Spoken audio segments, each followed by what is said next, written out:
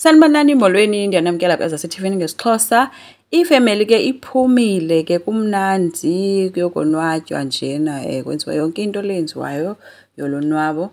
Then ke futhi kuyocelebratewa ke ibirthday kaMthombeni ke pha. So uMthombeni ke kuthe ngeli xesha ke sebecaba bayaphumla ke ayothetha ke noMacele ke mbalisela ngencoko yakhe noSne. Ethi ke uSne uvele wabihlika ethi utatakhe akamuhoyi. Yamothusa ke leyo uMacele sithi hayibo akakuhoyi. uSne uvele wathi ma ndiyazicelela ngentlonipho please. Wavele waphakama uSne wemka wawozihlalela le phezu kwelitye wacofa ifowuni yakhe. Ayicofa ifowuni wafika wafowunela indoda yakhe apho wancokola nendoda ede yatsho futhi indoda into yoba ubhorekile ke ngoku ungafowunela mna.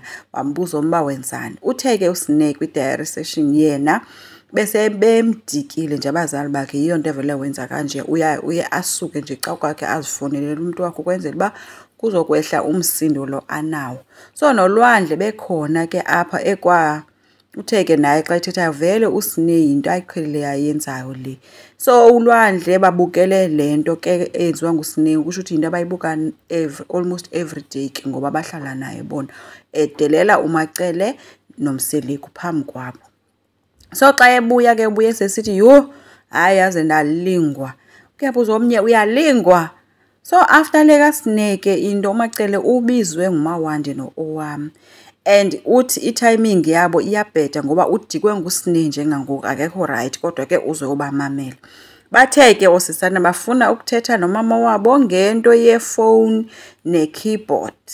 Funa ikhumbula ke ifone yayithengiwe wathi owam yena akayithandi incinci kune yakhe kwaze kwacela into yoba mayinikezwe umnini. So ke bayambalisela ke ngendaba yefone. So uMacele uyabuza ukuba umnini wayifumana kanjani kanti ifowuni kanti yaphelela kumnini le fowuni. Uthi uOwam utata wathi mandimnike ngoba mna ndathi le fowuni andiphathele yona incinci kule ndinayo. So uMacele kwi-diary session uthi bambizele nje abantwana umpedo nje ayikho lento abanibizele yona njengangoku. So uOwam uthi what if le fowuni mna bendizoyithatha ndiyisebenzise. uMacele uyambuza uba wena ube neefowuni eziyi-2 wena wedwa. Wathi ke ewe kuthiwa ke ngoku kodwa yena umnini abe engenayo ifowuni. Uthe uOwam mina ngihlanga naphi nge-attitude nje engathi shu. Okay. So uMacele babuze uba eyona nto nindibizele yona apha yeyiphi. uMawande kwi-diary session yakhe uthe you should have taken it utsho kuOwam. Waqhubeka wathi uOwam incane kunale ndiyiphathayo. uMacele uthe ke into ebalulekileyo apha eyona nindibizele yona yeyiphi. Batsho ke uba umnini ukuba umnini wayifumana njani ifowuni. Uthi uOwam mama xa sebuza ke ngoku uMacele ngoxesha babuzayo uba kanye nto endibizele yona apha yeyiphi. Uyakuthi ke uOwam mama sumemeza. So nangaloo ndlela nje uba makayeke ukhwaza unina because le nto ithethwa apha caba iyahletywa.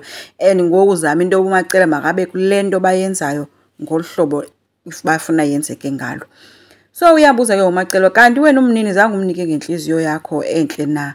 Wathi usisi no. Kwathi wamnika ngentliziyo njani. Wathi ndamnika ngentliziyo engekho. uMawande yena uthe umnini wade wacacisa uba ikeyboard kuzoba yeyakhe yedwa. If siyakhumbula umnini wathi uzoba yeyakhe kodwa waphinde wathi kodwa sizoyishare. But ke ngoba wathi uzoba yeyakhe yedwa. Babuziwe ke nguMacele uba ke ngoku nina niyacula na.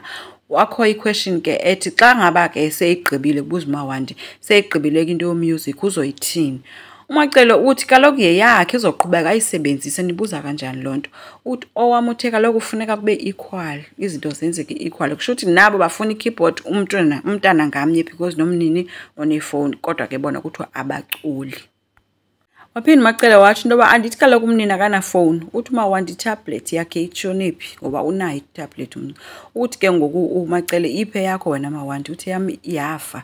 Uthi ke what if ke kalo mntana kamnini yafa. Uthi ke ngoku so nina nithi ngoba umnini unetablet makangabi nayo ifowuni yena. Hayi ke wabe sebasusa ke uMacele babuza uba ubunyoka obungaka nibuthatha phi nibancinci kangaka.